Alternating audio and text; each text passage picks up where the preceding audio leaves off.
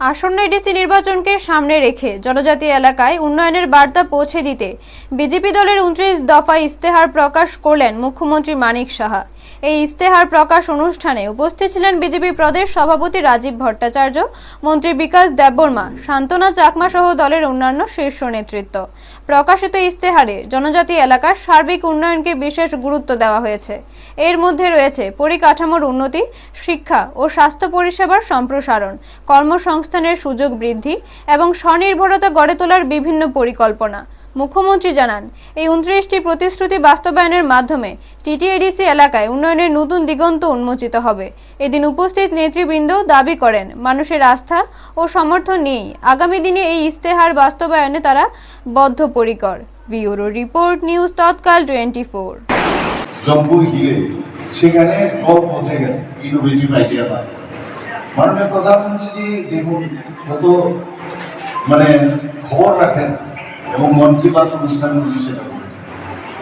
অর্থাৎ আমাদের যে মেইন উদ্দেশ্য, আপনারা দেখুন এই সংকল্প পত্রটা যে বানানোর জন্য বানানো হয়নি, কিন্তু এটার মধ্যে একটা ফিলিংস আছে।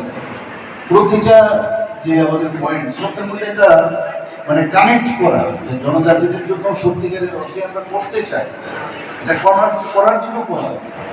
তো এই বিষয়টা কিন্তু আজকের এই সংকল্প পত্রে কিন্তু সেটা প্রকাশ পেয়েছে এবং আমরা এবার প্রথম এটা একটা আমি বলবো যে একটা ইতিহাস তৈরি হতে যাচ্ছে আমাদের।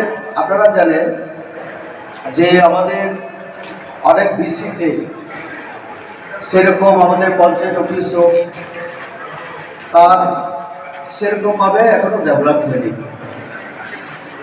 অনেক জায়গায় ভাড়া করা বা সেরকমভাবে বিল্ডিং ঘর আমাদের নেই। সেটাকে যখন বিল্ডিং করা হবে তার সাথে সাথে আরও যে আনুষঙ্গিক তার আধুনিকীকরণ করা ইত্যাদিও চেষ্টা করা হবে।